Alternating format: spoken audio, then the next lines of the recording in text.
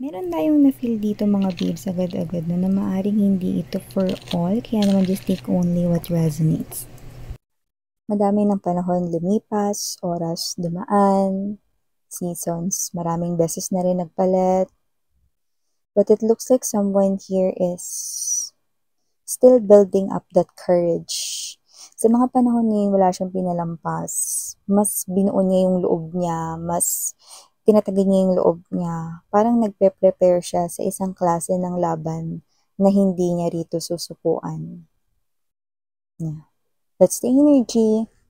7 of Coins. Let us see more. Yeah, look at that. 4 of Coins energy. I'm doing this because this is something here na hindi ko kayang mawala.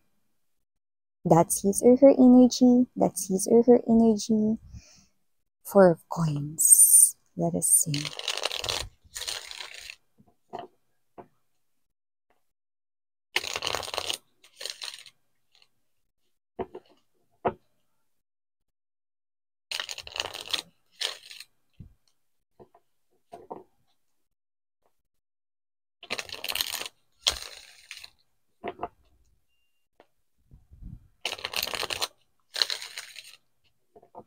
Kung narinig niyo yung busina mga babes, huwag kayo mag-alala. Wala naman ako sa kalsada.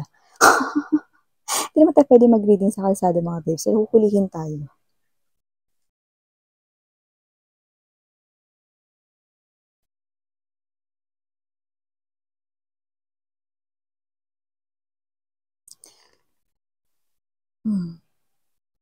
Mukhang nag-usap na kayo. Pero you know, this is timeless Kung hindi pa kayo nag-uusap, mag-uusap kayo nitong tao na to, yung nakikita ko dito. Okay? Let me see more. Yeah. Chariot card energy. Walang duda. Mag-uusap kayo ulit nito.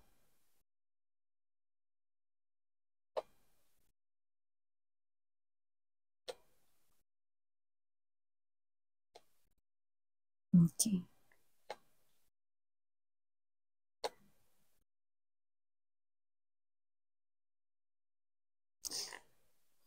This person here is looking forward to something, and I'm gonna tell it to you because it's very clear right here. 5 of Swords. Bottom of the deck. Yeah. This person is really looking forward here, no? Dito sa bagay na to, no? At mas lalo pa nga rito, no, na naging evident sa ating bottom of the deck. Okay? Lovers. Bottom of the deck energy together with the 8 of Swords and the 2 of Coins. Hi and hello there collective, my name is Yan. Welcome new subscribers and to my returning tambayers.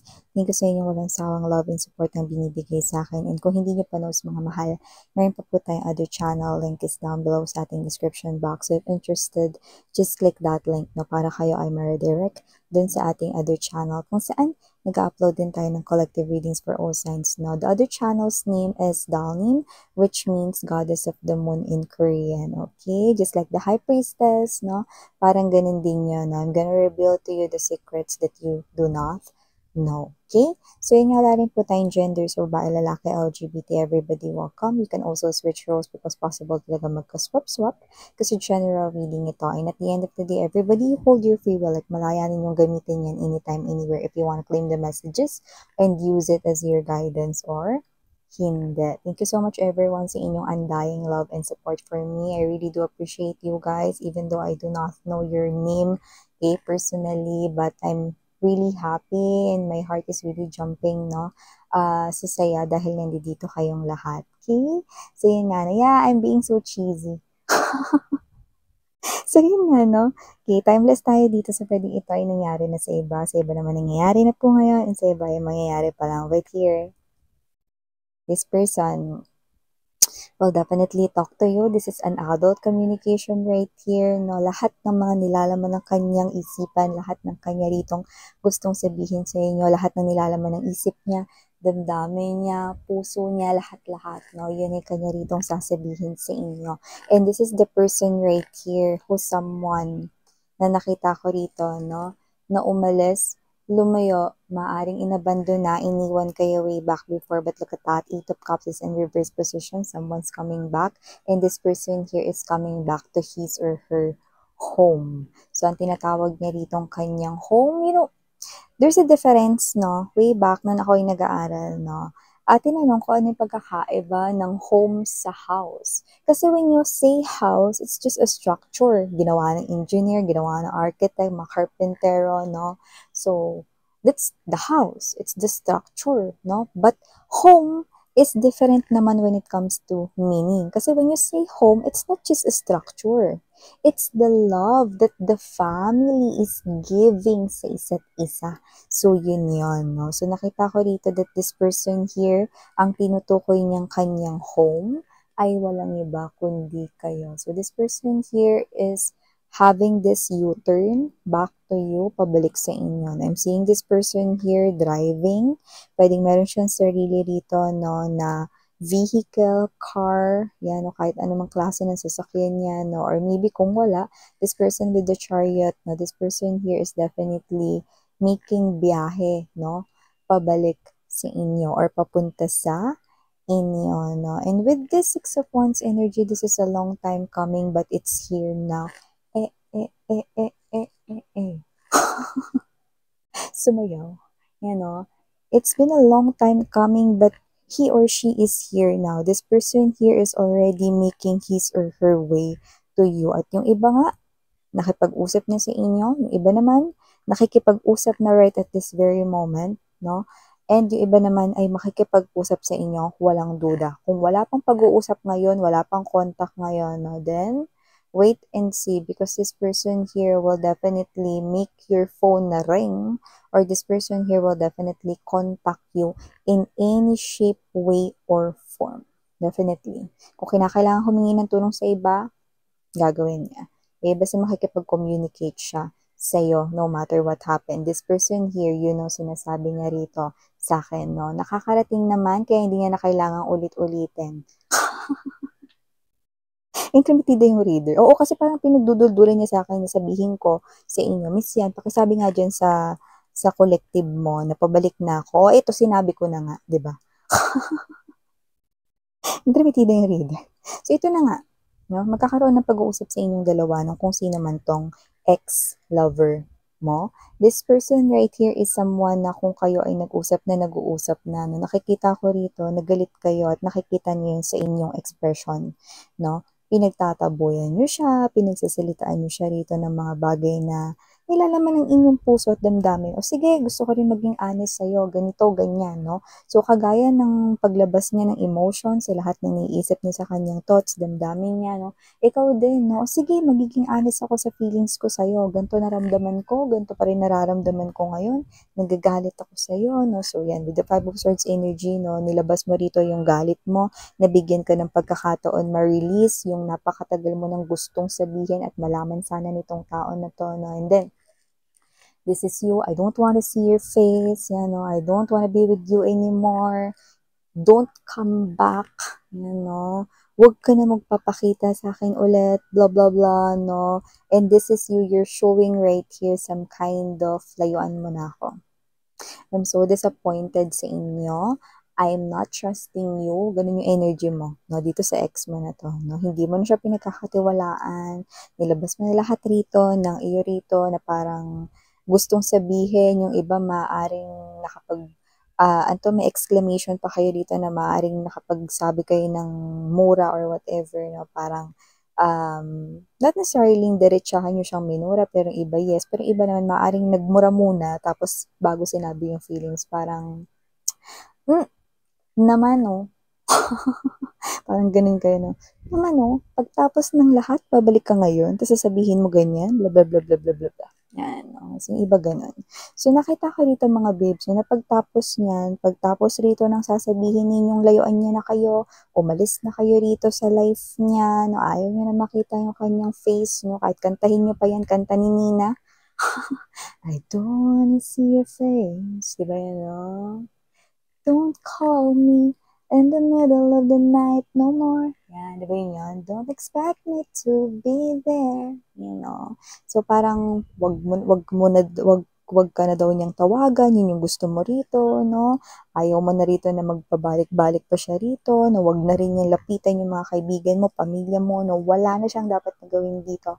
Ayoko na sa'yo. Yun yung sinasabi mo rito, no? But this person here, alam mo kung anong susunod niyang gagawin? Hindi ka niya titigilan. Mag-text pa rin siya sa'yo. Pupuntahan ka pa rin niya. Chariot, 8 of Wands energy, Ace of Wands right here. No? Actually, natuwa siya rito. Nagalit ka. Ha? Baliw na talaga yan, miss yan. Bakit siya natuwa? Nagalit ako sa kanya.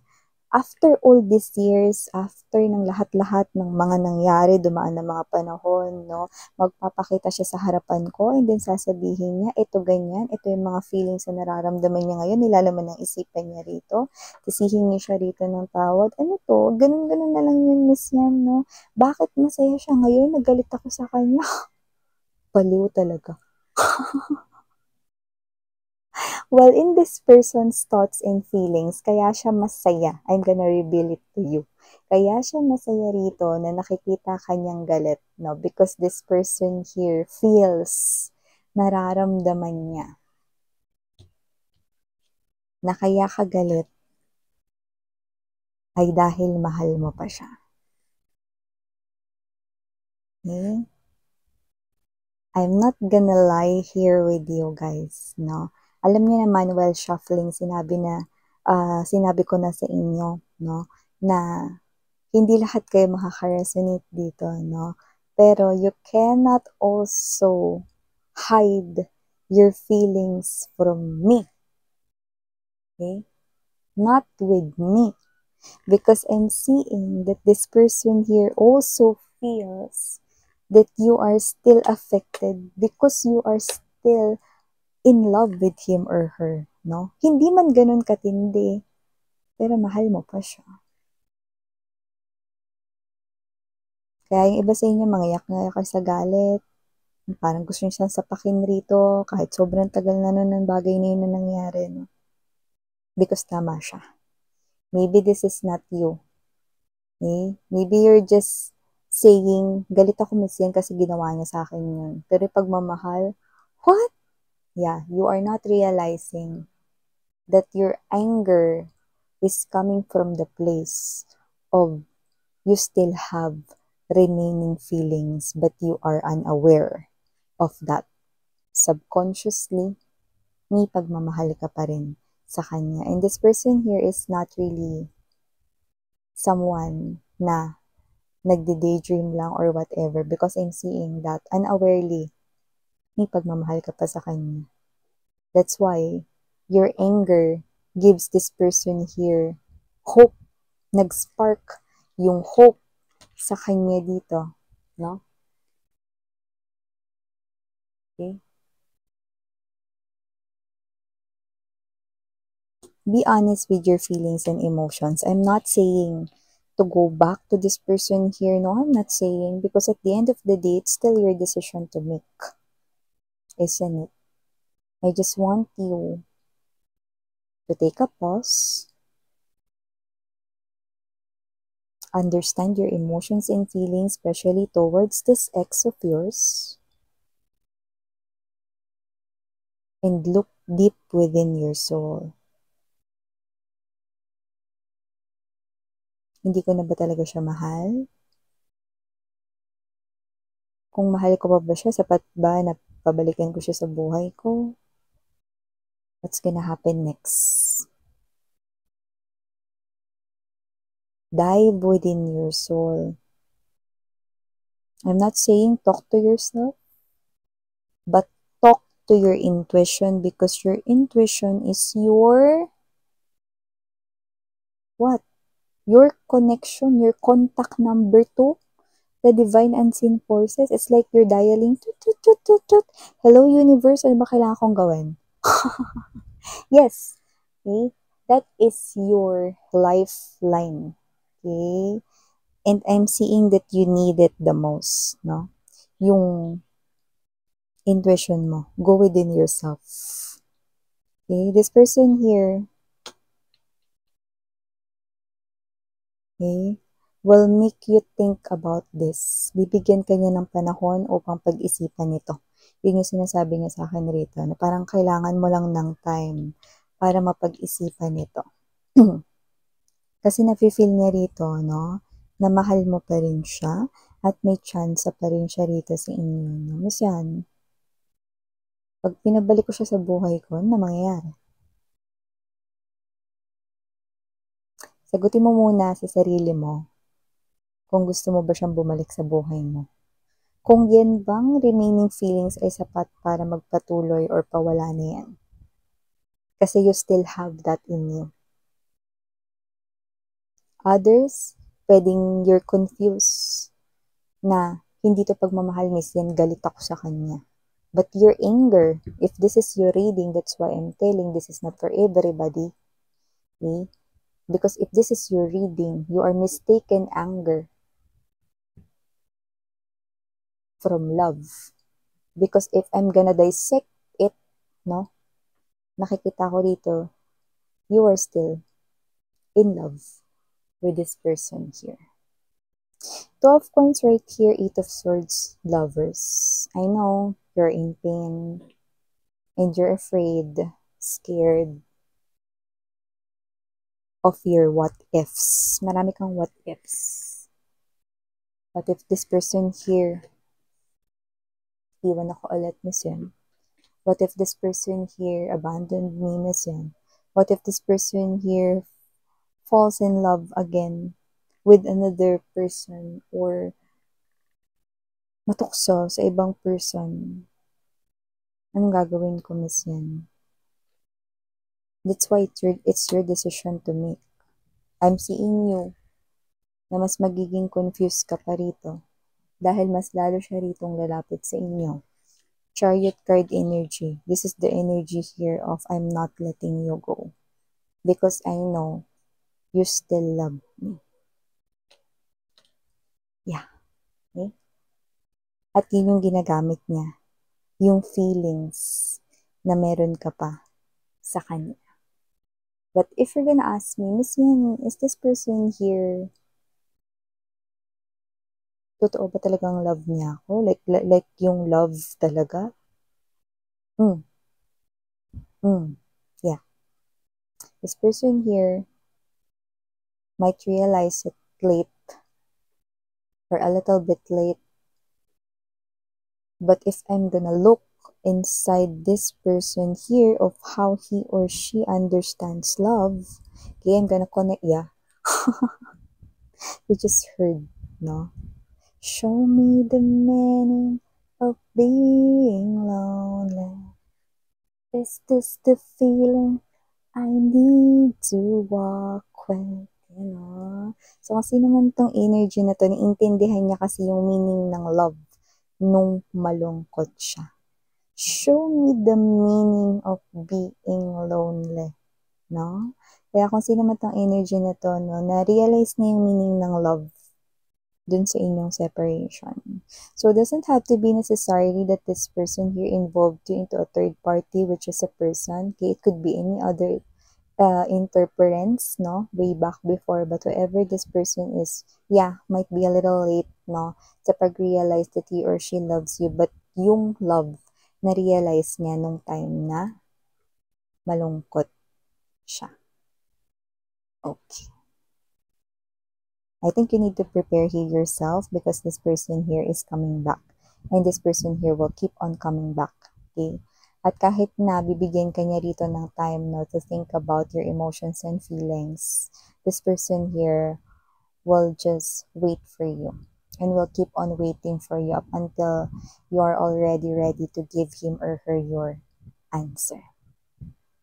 Alright, so these are all the messages right here for you guys. For some reason, there's two numbers standing out right here. We have here the number 7 and we also have here number 2. 2 is the energy right here that this person here appears to be more likely. Mas nag-mature siya ngayon at mas nagmamatch siya sa inyong energy. This person here is coming in as a new individual and this person is mas nakikita ko na rito na mas nagiging compatible na siya to you guys. Now, number 7, listen to your intuition. The universe and your angels, no, will not leave you unattended. This divine unseen forces, no, ay tutulungan kayang mas maintindihan ng inyong feelings and emotions, especially when it comes to this person right here. Otte. Okay? Mas okay yun, diba? So, ito yung mga messages right here for you guys. Again, in your Yana on me. Sarang Love in Light. And